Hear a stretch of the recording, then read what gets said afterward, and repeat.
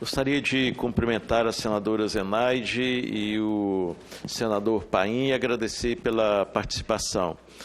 Bom dia a todos e bom dia a todos da mesa.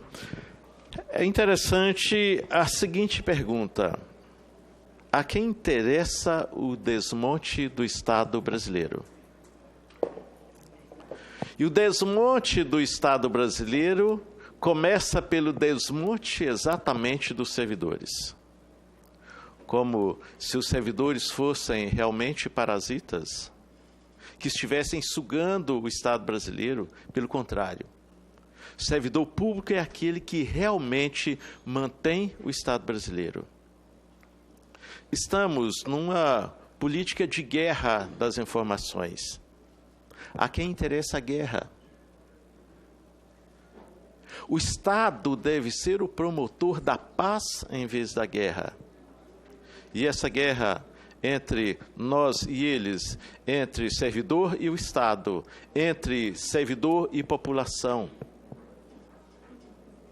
A população não sabe para onde vai, com tanta guerra de informação que o Estado não presta os melhores serviços, que os servidores não prestam serviços e que os serviços são mal. Os cidadãos não têm direito àquilo que o Estado se propôs. E se a população não tem os melhores serviços decorrentes do seu pagamento de tributos, o retorno dos tributos em forma de prestação de serviço, não é culpa do servidor, é culpa exatamente das políticas governamentais em vez de políticas de Estado. Nós, na Anfip, realmente, e de todos os servidores públicos, recebemos com indignação esse comparativo dos servidores entre parasitas e hospedeiro. Realmente é muito desmotivante estar exatamente no Ministério da Economia, numa carreira que realmente todas as carreiras são extremamente importantes, mas a carreira de arrecadação e fiscalização, quem exatamente mantém o Estado brasileiro, mantém as receitas para o funcionamento do Estado brasileiro. Ser comparado com parasita realmente é muito desmotivante. Imagina que os parasitas é que estivessem cuidando da saúde dos cidadãos lá nos postos de saúde públicos, lá na concessão de benefícios da Previdência Social, lá nas escolas ensinando não sei o que para os alunos. Nós realmente estamos numa situação em que o estado mínimo que se propaga representa miséria máxima. E essas políticas que estão sendo políticas de governo em vez de políticas de Estado, elas vão ter as consequências serão sentidas pela população daqui a 20 ou 30 anos. E esses promotores dessas políticas não estarão mais aqui. Os promotores dessas políticas de governo, não estarão aqui para modificar o rumo do seu fracasso ou comemorar os benefícios do seu progresso. Políticas como essa já foram implementadas na América Latina e nós vemos os resultados. Haja vista Chile. E é um exemplo típico do Chile, em que, em vez de promoverem reformas que trouxessem ainda mais prejuízos para os trabalhadores, decorrentes de políticas perversas do passado, que estão sendo sentidas as consequências agora, o Estado tem que retornar ou seja, fazer a reinvenção das suas políticas. Será que é preciso levar o pessoal, a população, a um estado de pobreza, a um estado de miséria, para repensar o Estado? Reafirmo, a função do Estado é promover a paz. A função do Estado é arrecadar tributos para pagar benefícios, mesmo porque a iniciativa privada, quando se fala em privatização, a iniciativa privada quer resultado, ela quer dinheiro. O dinheiro não para aplicar aqui, mas para aplicar lá fora também, para tirar os resultados do Brasil e levar para fora. Mesmo porque na privatização há uma globalização geral de empresas do exterior, cujos resultados positivos, em vez de serem reaplicados aqui, são levados para o exterior para suas respectivas empresas. Assim, nós estamos aqui discutindo também reforma administrativa, mas, conforme nós dissemos, é uma reforma administrativa que nem ainda foi encaminhada pelo governo ao Congresso Nacional, mas nem precisaria de sê-lo, porque já tem aqui a PEC 186, a PEC 187, que todas elas podem causar um estrago ao Estado brasileiro. Reduzir o Estado brasileiro significa colocar o Estado brasileiro, na verdade, reduzir o servidor público, reduzir o Estado brasileiro, contratações sem concurso público, terceirizações do serviço público. Isso, na verdade, não resolve os problemas do Brasil. Na verdade, o que precisa é de política de Estado, é recompor as falhas, recompor os claros que existem na falta de servidores. Vamos falar especificamente da Receita Federal, que é o nosso órgão de prestação de serviço. A Receita Federal, há muito tempo, não tem concurso. E a Receita Federal é o órgão responsável pela 94% da arrecadação tributária federal. Cadê os fiscais nas fronteiras? Cadê os analistas nas fronteiras? Cadê servidores nas delegacias para verificar a declaração de imposto de renda, para verificar restituição e compensação? Cadê os servidores lá nas agências da Receita Federal do Brasil para prestar melhores serviços aos cidadãos? Cadê a tecnologia? Cadê os recursos? O orçamento da Receita Federal que vem diminuindo a cada dia, em vez de ter orçamento necessário e suficiente para promover os recursos necessários para o financiamento do Estado.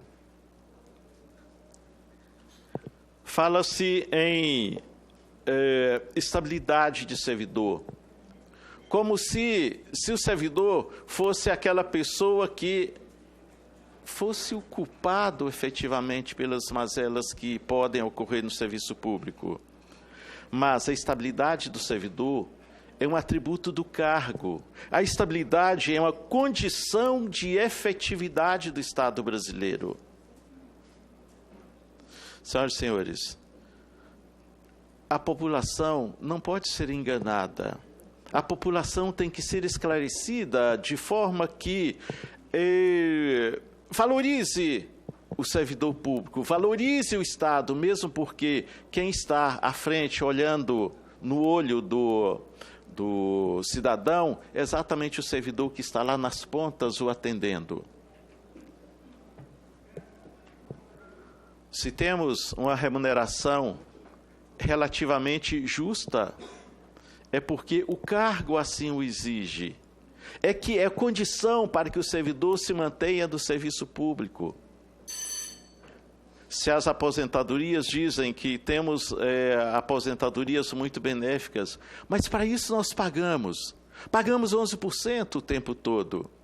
Continuamos pagando agora 14% e 17% efetivamente o tempo todo e depois que aposentamos. Nós nos mantemos também depois das nossas aposentadorias. E reajuste anual, isso também não é verdade, conforme já ficou comprovado. Às vezes, de uma difícil negociação salarial, quando se chega a um final, divide-se, parcela-se, e por isso aqueles que não têm essas informações dizem que nós temos aumento de remuneração anual. Isso, às vezes, decorre dessa dura negociação e em percentuais parcelados. Evidentemente que nós não somos, nem nunca fomos, contrários a reformas. Nós somos, sim, a favor de reformas que mudem os rumos do Estado. Reformas que tragam políticas de Estado em vez de políticas de governo. Governos são passageiros, o Estado é perene. Políticas de Estado é que nós precisamos para combater a corrupção, para combater a sonegação, para prestar os serviços necessários à população pagadora de impostos, pagadora de tributos. Vem aí mais uma reforma tributária. Esperamos que realmente a reforma tributária traga menos regressividade, possibilite a progressividade do sistema tributário nacional. E que essa reforma tributária não esqueça que o povo existe. Que essa reforma tributária lembre que o Estado só existe em função dos seus cidadãos e não em função daqueles que vêm para os governos, talvez com propósitos que sejam exatamente melhorar os seus negócios privados.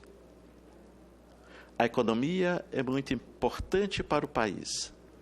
Os rumos da economia são muito importantes para o país. Mas tivemos reforma trabalhista aprovada com louvor no Congresso Nacional, que seria para trazer milhões de empregos. Cadê os empregos, senadora? Tivemos reforma da Previdência. Já tivemos reforma da Previdência em 1998, em 2003 e agora. O servidor público, desde 2013, já não onera mais os cofres da União, já é uma possibilidade de não onerar mais os cofres da União em relação a aposentadorias com a criação da FUNPRESP. Todos os servidores que tomaram posse a partir de 2013, daqui a 20 anos, daqui a 30 anos, quando estarão sendo aposentados, eles estarão sendo aposentados com a remuneração decorrente, ou seja, com os proventos decorrentes daquilo que ele formou com a sua contribuição lá na FUNPRESP e com a contribuição dos órgãos federados. Dessa forma, senhoras e senhores, despesa de pessoal, ela tende a ser o mínimo possível dentro de 20 ou 30 anos, e ninguém fala sobre isso. Fala-se no aumento de despesa com pessoal. Isso não é verdade, mesmo porque a FUNPRESP acabou por todo o futuro do Estado brasileiro com aumento de despesas em relação a servidor público, que tem sua aposentadoria hoje, já desde 2013, pela mesmos proventos do regime geral. Assim, nós contamos com todos vocês, contamos com a sociedade brasileira que nos entenda, que a sociedade brasileira não nos vejam como parasitas, mas nos vejam exatamente como a única condição de prestação de serviço público. A única condição de que o Estado vá efetivamente até o cidadão. Não estamos aqui para defender apenas questões corporativas. Não nos entendam como aqueles defensores apenas de questões corporativas. A Anfip sempre defendeu o Estado. A Anfip sempre defendeu a população brasileira. A Anfip sempre defendeu os trabalhadores brasileiros. E, para finalizar, a gente gostaria de conclamar a população para defender o Estado, pois só com o Estado forte haverá possibilidade de prestação de serviço público como retorno dos tributos pagos. Muito obrigado.